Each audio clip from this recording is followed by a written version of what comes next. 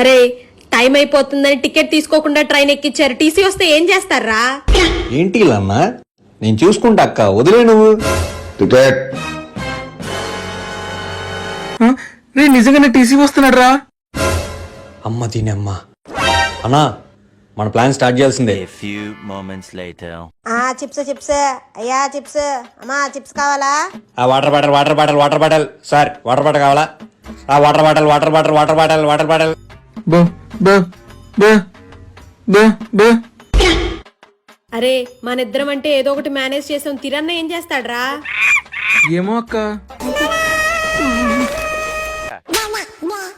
కళాకారుల ఫ్యామిలీ మరి. ఏంటంతా చూస్తున్నా ఇక్కడ ఎవడు మాదిరి గాడి లీడ్కరై